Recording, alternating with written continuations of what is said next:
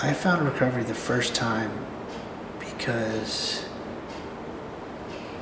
I got what was called acute pancreatitis.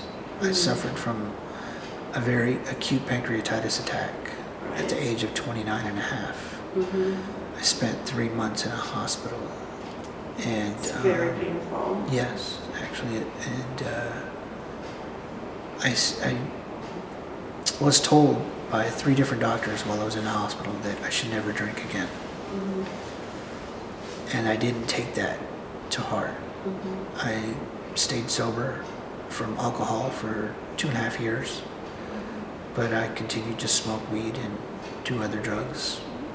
And then out of a chance of boredom and being high on drugs, marijuana, I picked up and started drinking. And I drank and drank for the next 2.5 years. I tried to get back, but I ended up at Cherry Hill, and I detoxed, and that's where I broke my foot. And then I ended up at EOCP. Right. And that's where I started drinking even more heavily. At that point in time, I had people like DeAndre and Lily and Shonda looking out for me. And I'm grateful for them. They were like angels for me.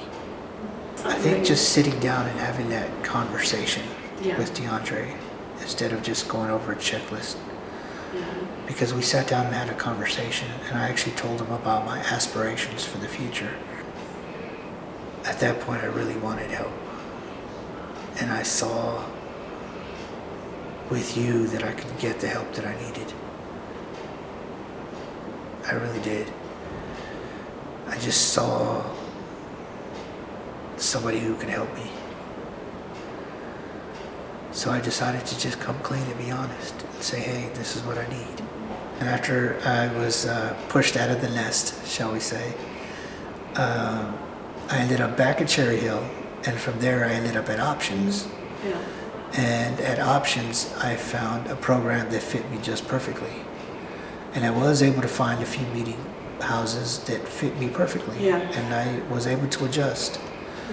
The meetings still aren't the same as San Francisco, but I still enjoy the meetings that I have found. I had my life where I worked, and I went to meetings just about every day. And I built a circle of friendships that I would say helped me every day in my life in recovery. So they were like my support group, you know, people I could depend on if I was ever in trouble. And they became my new family. And these people supported me in my everyday life. So if I didn't talk to my sponsor every day, but I talked to a number of other people at least every day. Yeah. It is a difficult subject to talk about, and it's hard to bring up with a patient, especially the patient who doesn't want to talk about it. You know, there is a way you need to talk about it and bring it up. How do you speak about this to somebody? It's kind of shocking, like if you're a physician, like, I'd like to know how many drugs are you taking? What drugs are you taking? You can't just shockingly bring it out there, you know. You really gotta get to know your patient a little bit before you just throw all your cards out on the table. I've been fortunate that I have people like DeAndre and Lily, you know, in my corner helping me. And friends of mine in AA, people at Options just really pulling for me, you know, wishing the best for me. These people have been guardian angels for me.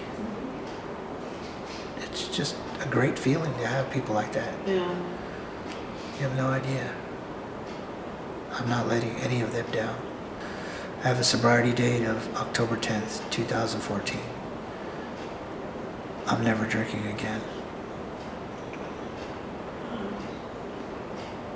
I'm committed to that date for the rest of my life.